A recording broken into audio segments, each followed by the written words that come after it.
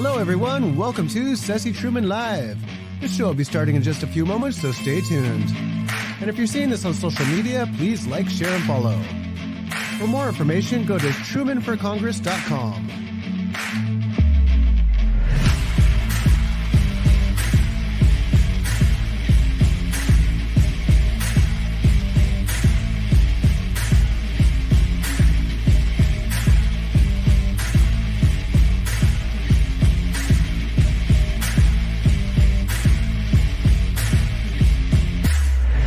This show is brought to you by Ceci Truman. Here's Ceci. Hello, everyone. Welcome. It is February the 4th, and we are ready.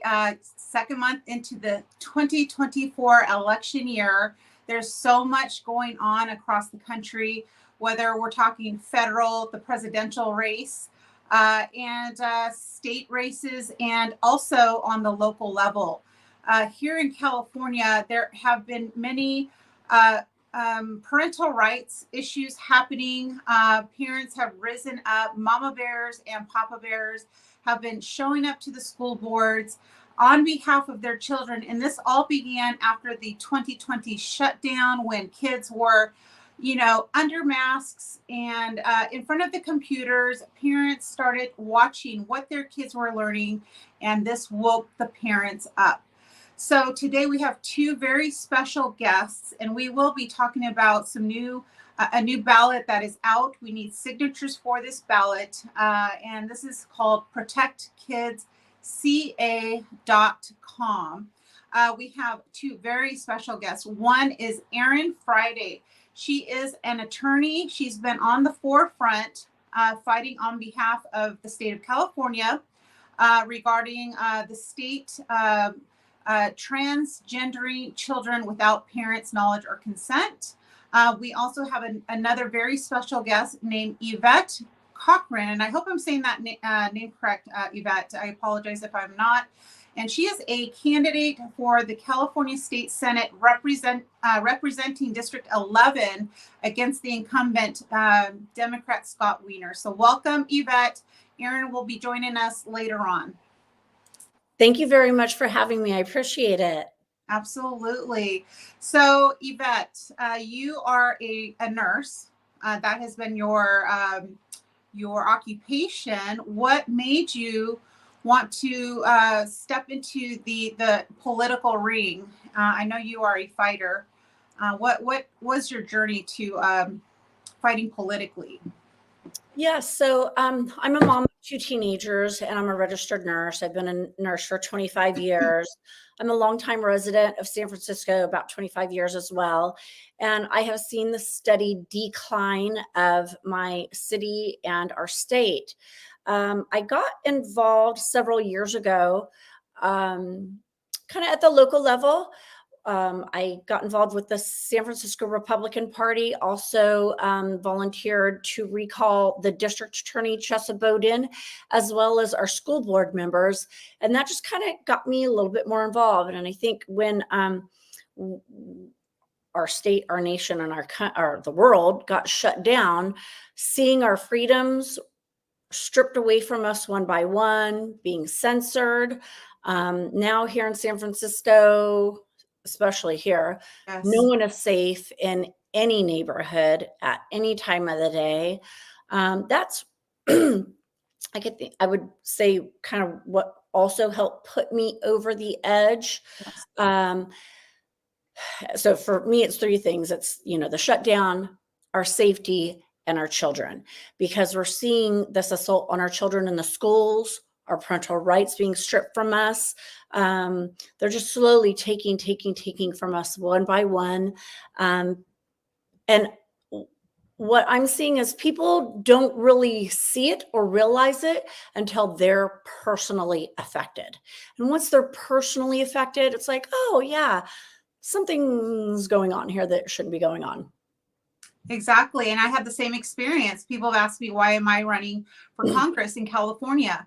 And very similar reasons. And that is, it started after the shutdown. I mean, I've always been politically inclined, always been, since the 9/11, early in my marriage, that's kind of what got me politically activated in the beginning. But I had, little ones, and I was homeschooling. Also, I decided to homeschool when my oldest was in 5th grade. We pulled them out of public school system. And also my middle son was in 3rd grade. My youngest never saw a day of public school in his life. And so we were on that journey. And I was seeing a lot of parallels as far as, very subtle changes happening even back then. That was alarming to me in my mind. I just started seeing parallels to, when Hitler took over Germany, and just little things, and now it's coming to fruition where it's just like nobody's hiding things anymore. They're not hiding their Marxist agenda. And after the 2020 shutdown, when parents were home with their kids and being forced to homeschool, actually, Right. but it's still using the public school curriculum. So it's different curriculum. We used more of a classical program when I was homeschooling, and so, but excuse me, parents were able to see what their children were being exposed to. And I also mentioned Common Core kind of ignited this in the early 2000s, where in my opinion, they dumbed down education. America's not internationally rigorous academically. California especially is not performing test score wise. We are, I think, 48 of 50 states. Right. It's really pathetic for as much as we pay in taxes, they're failing our kids, and it almost feels on purpose. I don't know what your input is on that. Well, excuse me. Absolutely. And it's interesting because a story just came out this morning about Glassbrook Elementary in Hayward that they were using. So I'm going to read from this because it's woke kindergarten produced. So it's a 4% drop in areas of reading and arithmetic. I mean, our children here in California are 2+ years behind, not everywhere, but many of our children are 2+ years behind. They're not reading, writing, doing arithmetic at grade level. They're spending billions of dollars into introducing other curriculum, inclusion, confusion. It's when our children can't read and write or do arithmetic, and then they're dumbing them down in another way. It's out of control. This article that came out today was actually really good. And the parents voted on this curriculum. Well, I think parents they're not aware. And like you said, until something happens to their family personally or their child personally, then they have this awakening. And that is unfortunate in human nature that we, something has to happen to us on a personal level for us to get activated and engaged. But I'm imploring parents to please, if your child is in the public school system, please go to your school board meetings. They are once a month. Just do that, because your child's in the public school for 6 to 8 hours a day. They are forming the minds of our children. And, I mentioned about education not being internationally rigorous. I always say that, in China, for example, their kids in 5th grade are learning calculus, and our kids don't know the difference between a man and a woman. Exactly. That is what they're doing to us. And, I think militarily too, that if, technology is the pathway to, our military. I mean, our military the foundation is based on technology, right? But in order to have excellent technology, you need excellent math skills. And if our kids cannot perform basic math skills, basic writing and reading, we are in deep trouble. We will have to outsource to other countries to come and help us. That doesn't make any sense. And so we've got to make a huge change in our children academically.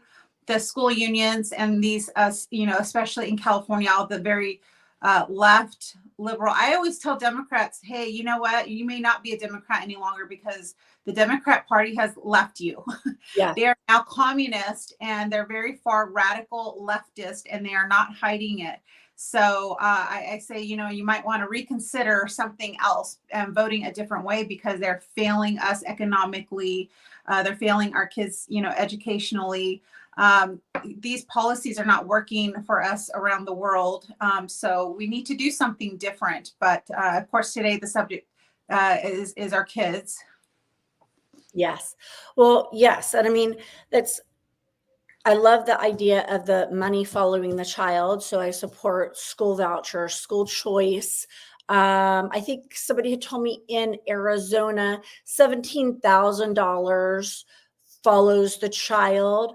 When we were trying to do school choice, however many years ago, I think they had said $7,000 followed the child, and that didn't get through. So I'm hoping that we revisit that with how poor our schools are performing.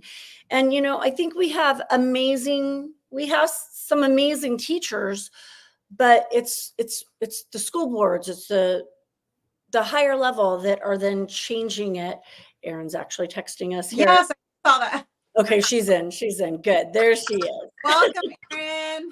Sorry about that. We're in the middle of a terrible storm. I have no electricity. I have no Wi-Fi.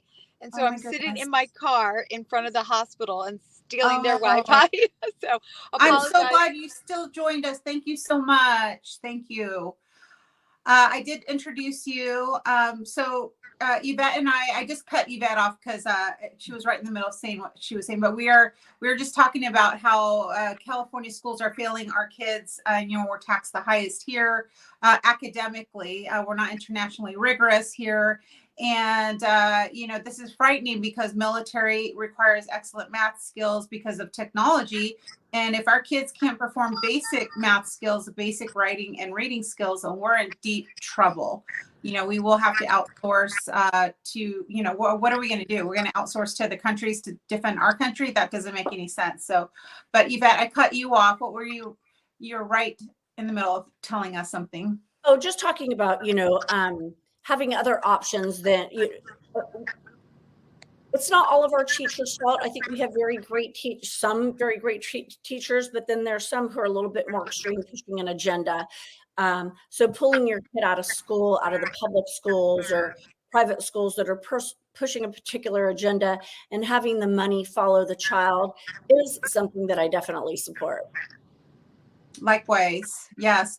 Well, Erin, what can you tell us about your thoughts on where our children are heading academically and socially? I mean, they're instead of teaching what they should be teaching our children, which is how to read, write, and do math, real science, not fake science, real history, not watered down, rewritten history. They are hell bent on destroying the souls of our children with this social agenda, this gender confusion. And then they're even crossing another line where they're not telling parents, you know, about major changes in our children's pronouns, and which they are, you know, indoctrinating our kids in the first place on that. And then they want to also take our kids from the schools or in schools and be able to do medical procedures. And I'll let you talk about that.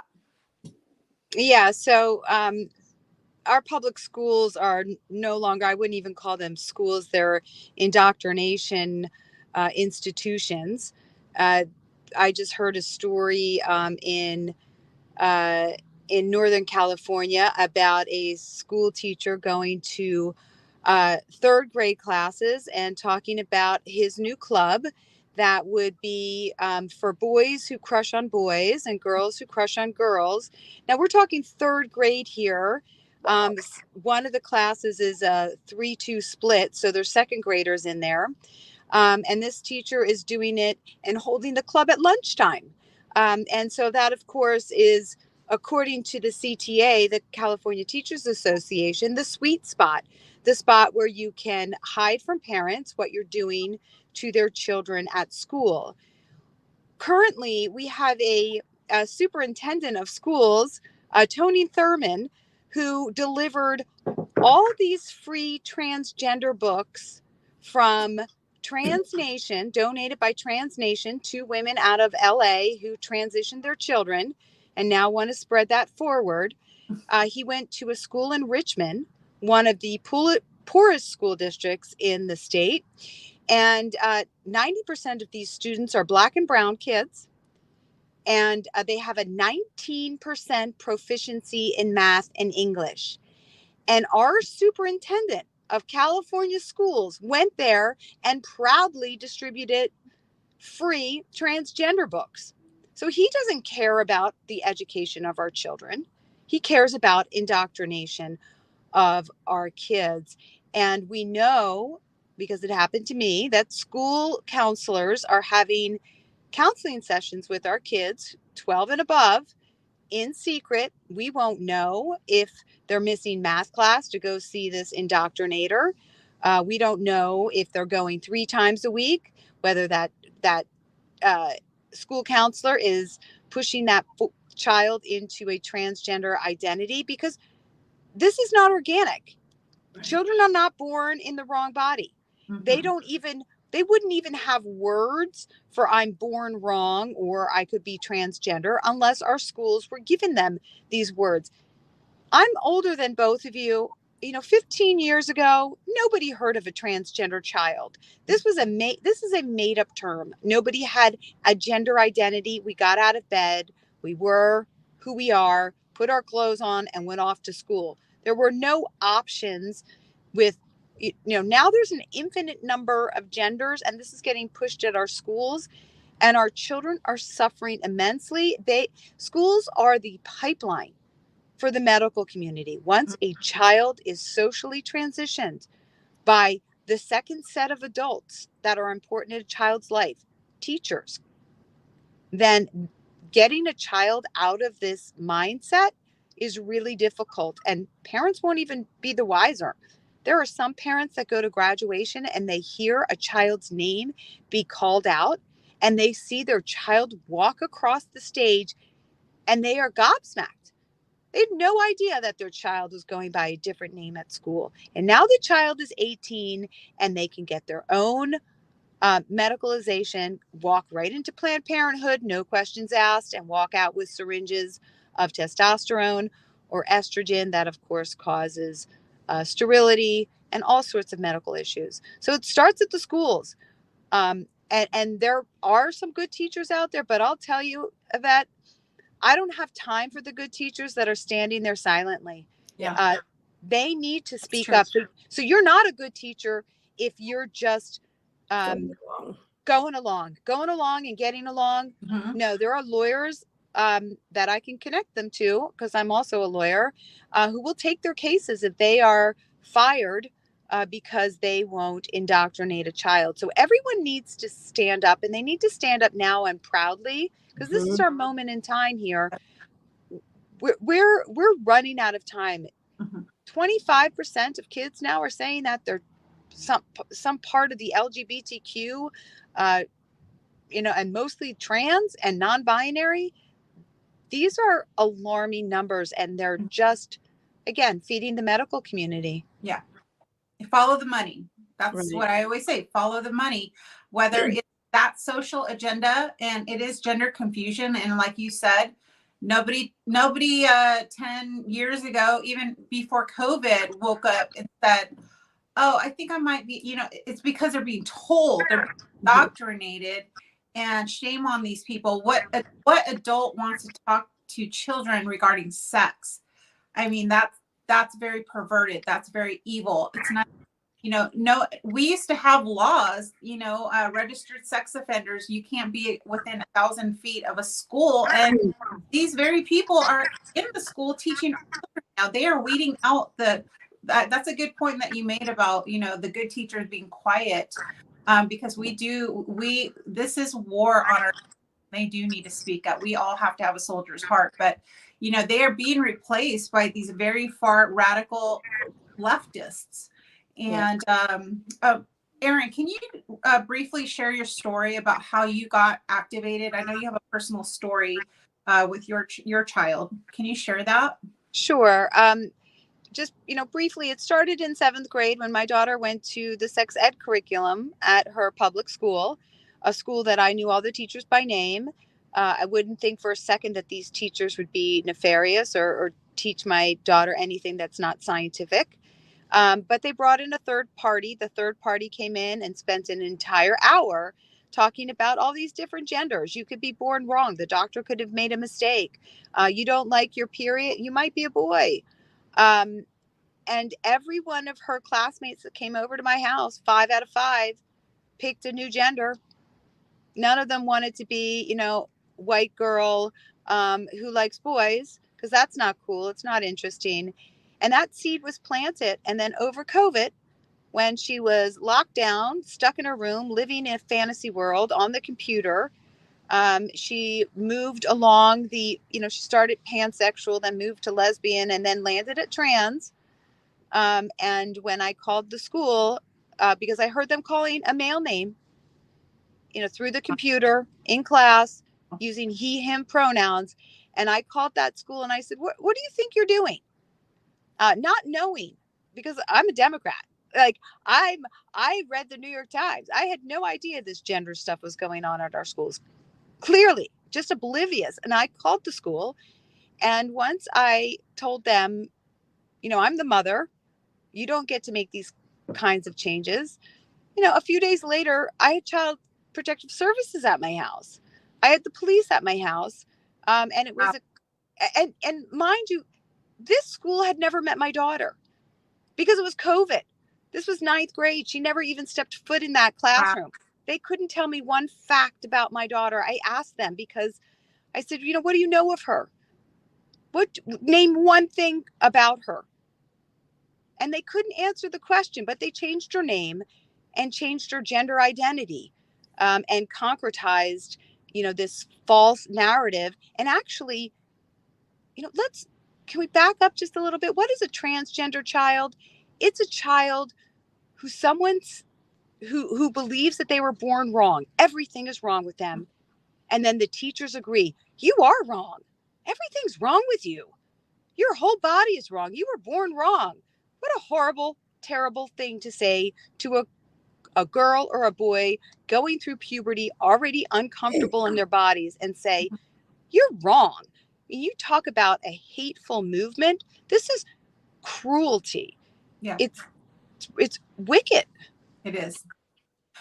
Yvette, you are running against Scott Wiener.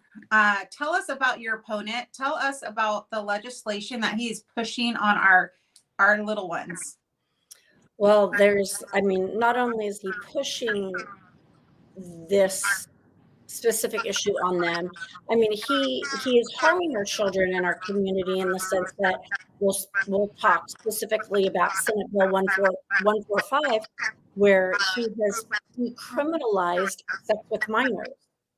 So a 24-year-old can have sex with a 14-year-old, and that's okay. They don't have to be on the sex registration list. No, I'm sorry, that's not okay. What he's doing in the sense of Senate Bill 357, which legalized loitering, but has also handcuffed our law enforcement to where they can no longer go in and rescue these children or women who are being trafficked. His support on Assembly Bill 1028, which wants to, I'm a registered nurse, I'm a mandated reporter, so are teachers. So, many people are mandated reporters. And now he wants to remove mandated reporting on assault on women unless the assault is with a gun. Wow. So there are many, this is all passed. Well, that one hasn't yet. They're still working on that one.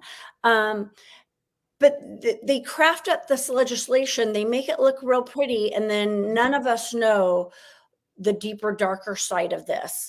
In terms of placing, I've got a list right here. Let's see which one. The foster care system. So now good foster care families, if they don't go along with this program of affirming children, they can no longer be foster care families. California's become a sanctuary state. So I think it's 23 other states that have outlawed this. Their children can come here and go into these foster care systems that now are going to affirm this and then have their surgeries here. Is it at our tax-paying dollars? Erin, you actually might know that one. Oh yeah, we're actually. I just did a request for records in the state of California to find out, how much are we paying as taxpayers to mutilate and maim children? Yep. In 1 year, we paid $94 million, and that's not all of it. Wow. $94 million to transition children coming out. So we're all doing this because when you pay taxes, you're doing this. Scott Wiener I'm so glad Yvette is running against him. Yes. He is just an absolute monster. I don't have words for him. He hates women, hates children. He put men into women's prisons. That was his bill. He was trying to get a bill passed that would penalize parents like me who held the line with their child, held it, biological reality is real, that I would have been deemed abusive and I could have lost custody of my child under Scott Wiener's bill. This is what he wants. He wants to break apart the family. He is an evil, horrible man. And the fact that we have a senator who, openly promotes the removal of children's body parts, it astounds me. I mean, he walks around the Folsom Street Parade without a shirt on. I have those pictures. Yeah, he's a senator. This is embarrassing for our state. They are horrible pictures. Yeah, and look, I voted for same-sex marriage. I'm not homophobic, but have some decorum, have some respect. At the Folsom Street Parade this year, they had a baby pool that was filled with urine. We're going in and out. I mean, this is a senator. It just sounds like mental illness to me. It sounds satanic to me. There's something very nefarious and evil. We don't understand it, but we know that it's bad. It's very evil. Well, and not only that, so you've got this, and then he's on the committee for mental health and drug addiction. So the senator who is trying to legalize all the drugs, open up safe injection sites. I don't know any bill or any program that he supported that helps with the underlying problem of the drug addiction or the mental illness. But then you're going to open up these places for them to freely shoot up, resuscitate with Narcan. And now, with the fentanyl, you might have a chance with Narcan, but with Tranq, the new drug that's out, there is no resuscitating you with Tranq. And you're on the committee for mental health and drug addiction. It's absolutely absurd. Going back to the children and transgender. So as a registered nurse, I worked at Kaiser Permanente in San Francisco for 19 years. And we were one of the first the gender reassignment surgery centers in Northern California. And I have patients who are transitioning or had when I worked there. And back then, this is like 8+ years ago, the standard of care was that these adults had to go through vigorous psychological evaluations. Well, that's out the toilet now because, the doctors and the therapists are saying you must affirm, otherwise your child's going to kill themselves. But back then they had to go through vigorous psychological evaluations and they had to cross-dress for a year before they could get their medications. And now these children, they've removed that standard of care. And these children can get these medications on appointment number 1 and through Zoom sessions. This is truly evil. I remember when I worked at Kaiser many, many years ago, inpatient, and I had a female patient from Africa. And she was probably in her 30s, and she had female gender mutilation. And I mean, I'm a nurse. I had to go to a pediatric department to get equipment for her because her vagina was sewed up. So we are allowing this. We're voluntarily giving our children for these experiments. And Erin, you'll be able to speak to this a little bit more.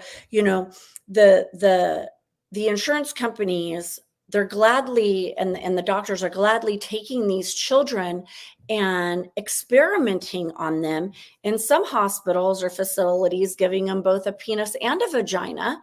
But then when they have complications, hands off. They can't help them anymore. So there's no support for these individuals once they're hurt, maimed, or realize that they made a mistake and they want to go back. Erin, you've taught me this, where I've learned so much from you. You really should be running. So we'll run together.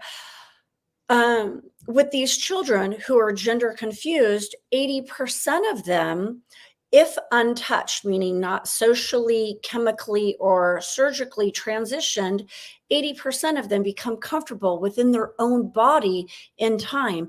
And of that 80%, a higher part of 60% of them then later realize they're gay, lesbian, or bisexual. But what they're forcing on these children is for them to mutilate their bodies and change. This is absolutely unacceptable. This experiment on our children is pure evil. Mm-hmm. Do what you want with yourself when you're an adult, when your frontal lobe is fully developed, when you can read, write, and do arithmetic to grade level. How about that's a start? Yeah. Leave our children alone. Hands off our children. Mm-hmm. So, I mean, we have a great opportunity in California, because one of the cool things about California, first of all, is anyone can run. And I'm so pleased that both of you strong women are running. But we also have the ability to make our own laws. And that's the ballot initiative. Yes. And so we are using that. And what's so great about California, I mean, is that we can do this, and the left and the right, those of us who are the rank and file, the, I guess, traditional Democrats, because we exist, we're not all crazy leftist progressive. We're not on board with this. We're just really not. And the press, of course, wants to bury that fact, but it's true. There's a lot of parents like me who want our kids to have good educations, don't believe in this transgender garbage. And so we're making a ballot initiative. We have it, and we're collecting the signatures now.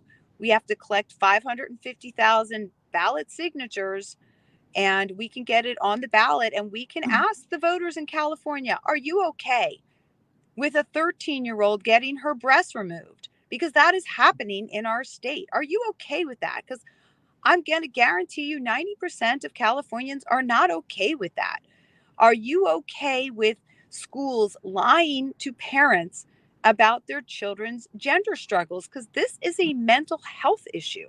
Mm-hmm. Gender dysphoria is a mental health issue, and schools are hiding it and lying to parents about it. Mm-hmm. So we're bringing it to the people. And then the last part of the initiative is, hey, parents, hey, women, are you okay with taking a shower and having a person who believes that they are a woman next to you with their exposed penis? Are you okay having your daughter compete against a male? We already have a child, a senior who was concussed in a volleyball game because a young boy, believed he's a girl over 6 feet tall and played a volleyball game against her and slammed the ball so hard into her face that she has a concussion and she's out for the season. It's not kind to that young man for us to tell him that he's a girl and let him play on the girls' team. It's not kind. And it's not kind to the girls who now have to play against a male body.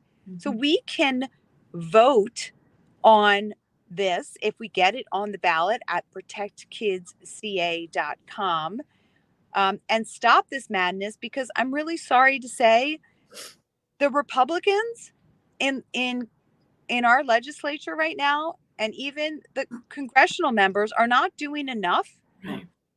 They are not fighting. They are not speaking. They don't want to touch this issue. It's a hot potato. Too bad. Our kids are not for sale. And Mhm. politics aside, it's all about our children. I Mhm. don't like cowards. None Yeah. of us here are cowards. We were standing up for our kids come hell or high water. That's right. I love that about you, Erin and Yvette. You are mama bears, and I love that term, mama bear, because we come from California, and that is our state symbol. But a couple things is, well, one is, yeah, I mean, by the way, I wanted to ask, the ballot initiative needs to be turned in. You said 550,000 signatures by when? So if we want to get it on the 2024 ballot, which is our goal, we have to have all the signatures turned in by April 18th. Okay. However, if we don't make our goal with our ballot signatures by then, we have until May 28th is our drop dead date. Of course, we want to do it earlier, because we have to protect our kids from cross-sex hormones, puberty blockers, and irreversible surgeries as soon as possible, Yes. because there's too many kids being transitioned, and two more years. We can't wait 2 more years. Mm-mm.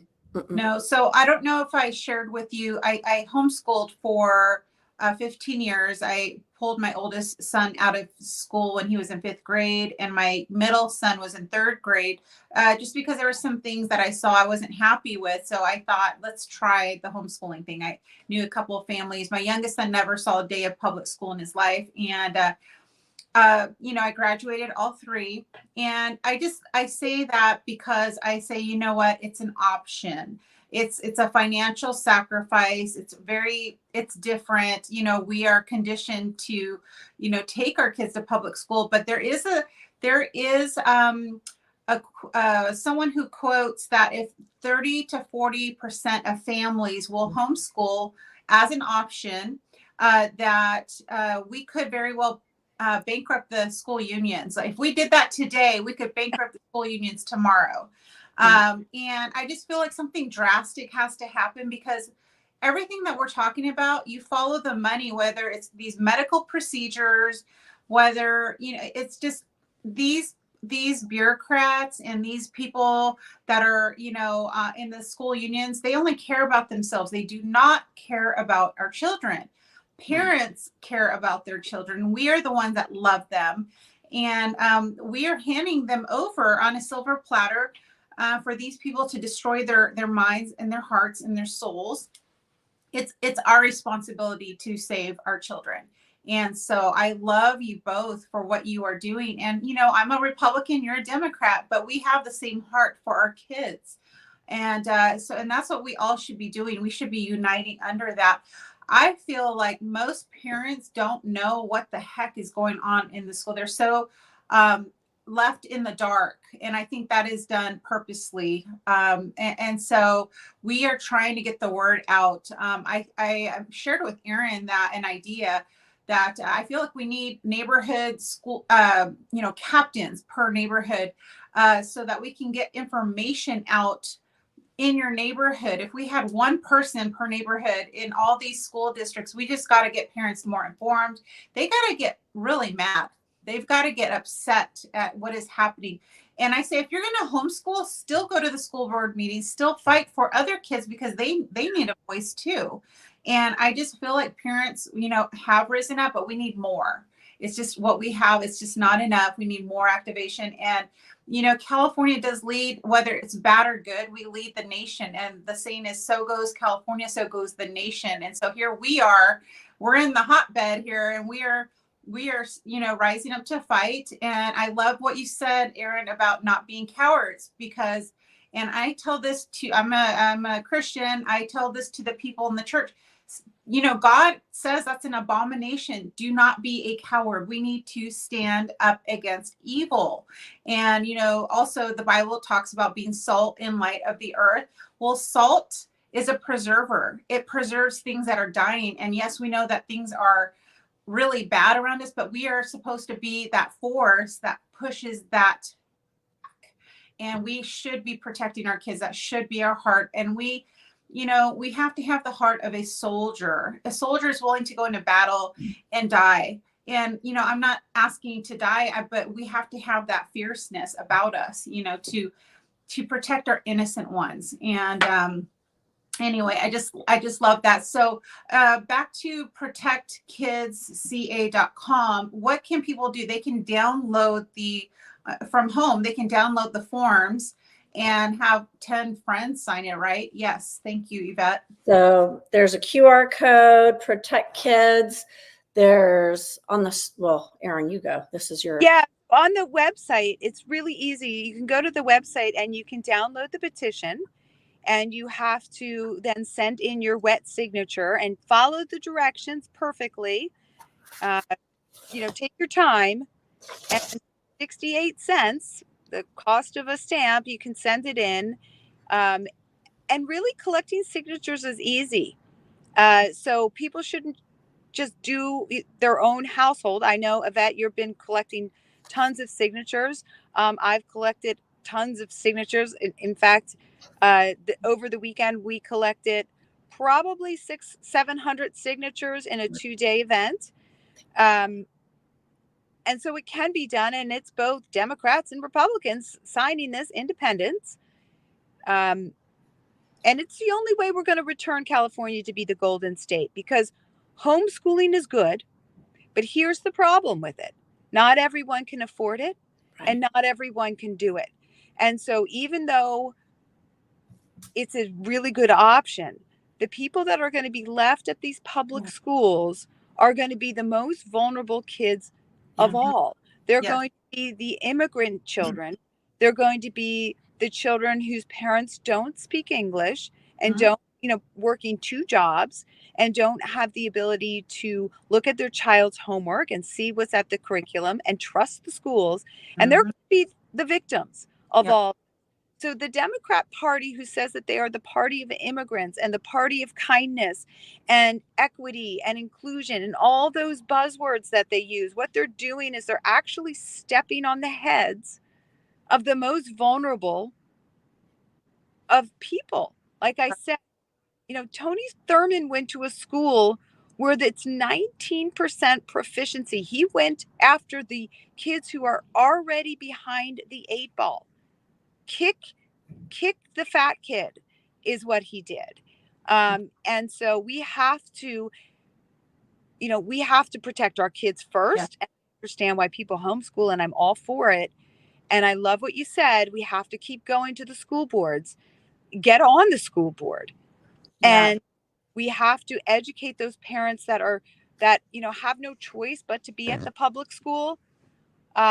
Because if we don't change the public schools now, we're in a lot of trouble.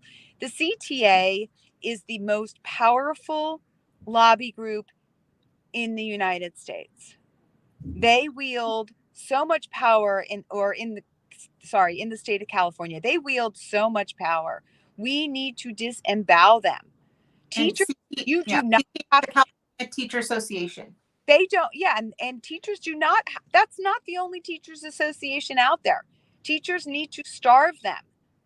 Stop paying dues. Join other teachers' unions. You can go to the California Teachers Union website and you can see it's all rainbows and social justice. There's nothing about education on there. Well, you've got rainbow flags, but you don't have American flags. Correct. And this is all about the money as well, money for big pharma, because each child is worth $1.5 million. So parents need to wake up. We need, as you guys are saying, the school boards, the teachers unions, but we also have to stop electing these extreme politicians who are writing and pushing this legislation. And that goes for both sides. Yep, If 100%. you're a Republican lawmaker, if you don't know their name because they haven't stood up and they haven't written one bill to protect kids, because right now there's only one California lawmaker, only one in our whole state who had the guts to write a bill to protect kids, and that's Bill Asaley down in Riverside. So if your Republican lawmaker is just talking the talk but not walking the walk, you need to vote them out or run against them, because they're not true conservatives. They're just not. They're not protecting the family. So, look for those flyers that are coming to your doorstep. And, did they vote the right way? That's the easy part. It's easy to vote the right way. It's much more difficult to be vocal. When have they ever spoken out against Planned Parenthood being on our school sites? When have they spoken out against secret social transition plans? When have they spoken out about removal of healthy body parts? Or, there's so many secrets from parents. Alcohol addiction, they hide that from parents too in our codes. Where are these lawmakers speaking out on that? Putting women, locking up women with males in their cells with them. If your lawmaker hasn't spoken out about that publicly, they're not pro women. They're not pro children. Mm-hmm. And they need to lose their seats. And I think the whole Me Too movement was so fake and so phony. Where are those people now, speaking out on behalf of women? They're nowhere to be found. So that was a fad, and we need to be more wary of those kind of movements, those, temporary, organizations that come and go, because truly we need to protect not only our children, but our girls, our women. Men should never, biological men, and that's why I bring up real science. I mean, we have chromosomes that determine what sex we are, and that's where we've lost our ever-living minds, where we can't define the difference of a man and a woman. Men are biologically stronger, and they are taller and have more muscle mass. And why are we pitting them against girls and endangering their lives in women's sports? So this is completely unacceptable. It's delusional. It's just lunacy. So I think we are out of time. Unfortunately, I could talk to you ladies more, but I think we've covered something very, very important with protectkidsca.com. I will put it in the link where parents can download, or everybody can download a ballot initiative form and have your friends get as many signatures as possible. Be very careful. There's rules, right, about not going over the certain lines and that, because they're trying to remove signatures. We work so hard to get those signatures, and so we've got to follow the instructions very, very carefully. But it can, it's very easy. Yvette, what were you going to say? Well, I was going to say, I mean, in addition to downloading it and getting your friends and family, Erin needs volunteers.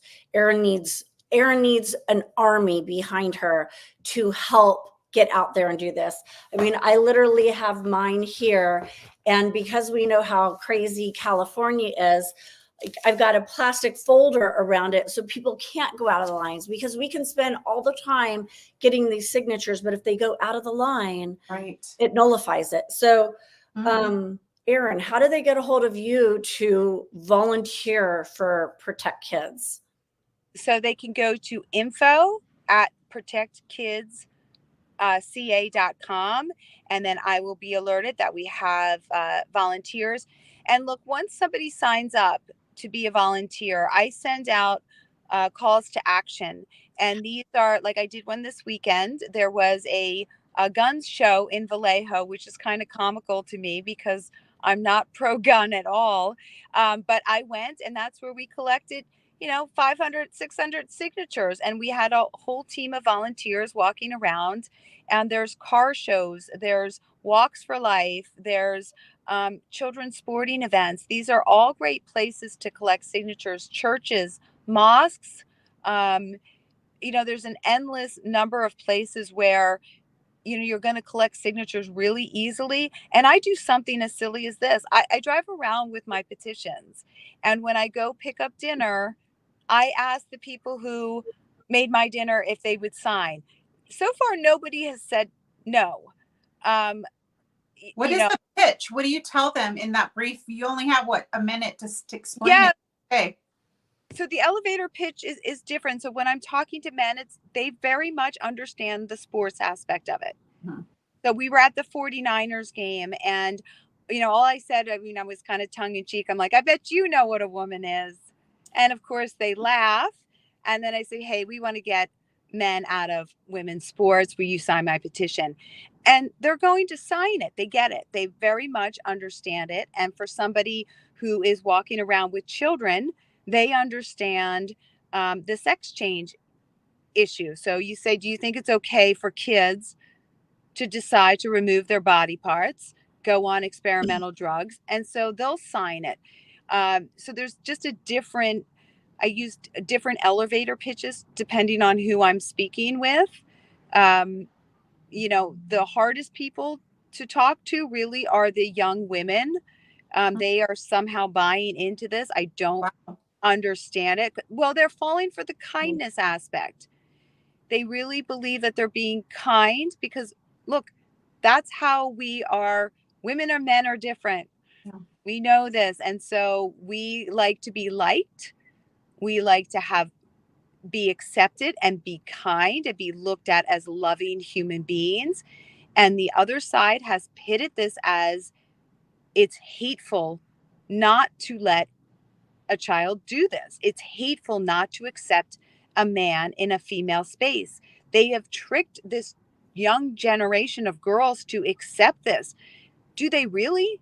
Do they really want a dorm room with a male body in it? Do they really want to be showering and see an erect penis in the shower next to them? They don't, but they're going to say publicly that we're bigots. So I stay really away from the young girls, anyone from 18 to 25, because they're falling for it, and they don't have kids yet. Yeah. But most people over the age of 40, we didn't have a gender identity. Mm-hmm. That's a made-up term. Yep. It's just a bunch of BS. Yeah. Well, and I like to also bring the fact that anorexia is a body dysphoria. Mm-hmm. And you find me one therapist, one parent, one provider who's going to affirm a 60-pound 20-year-old is obese, provide them diet pills and sign them up for a gastric bypass surgery. They're going to address their dysphoria.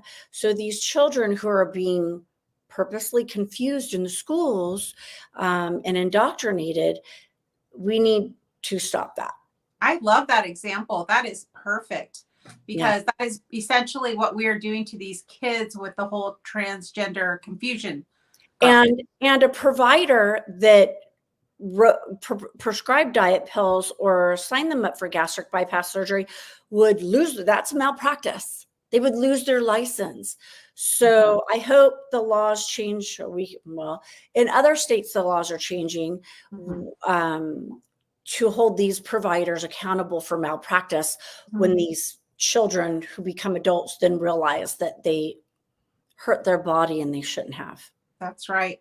Yvette, I like that your website is on the screen there. So, we need to support good candidates like you, especially running against a monster like Scott Wiener. He's horrible. He's worse than cancer in our state Senate, and he absolutely needs to go.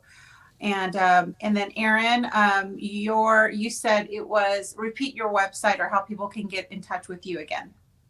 So the website is protectkidsca.com. That's where you can get your petition and download it, send it in. And then if you want to reach me, you can email info@protectkidsca.com. And, we'll accept all volunteers. And we also need donations because this is a multi-million-dollar project. And we can't fail because we're underfunded. Right. And we've got millions of people in California that, if you can't afford a big donation. You know what? $5 does mean something when we're building an army. If that's all you have, send that. And but if you have the means to donate more to both, we're all fighting for the same thing. Yvette needs help. Erin needs help. You know, we need help to change these horrible policies and these laws within our nation. Yvette's fighting for California. Erin's an attorney fighting alongside of politicians and people who are running for office. And I'm, going to fight on a federal level. So we're all in this fight. We're all in our different lanes, but we're all trying to accomplish the same thing. So I appreciate you ladies. I love that you're fighters, and I just pray success for all of us in this fight. So God bless you. God bless you. Thank you so much. Thanks for joining. Thank you. Bye. Bye-bye. Bye-bye. This show is brought to you by Ceci Truman.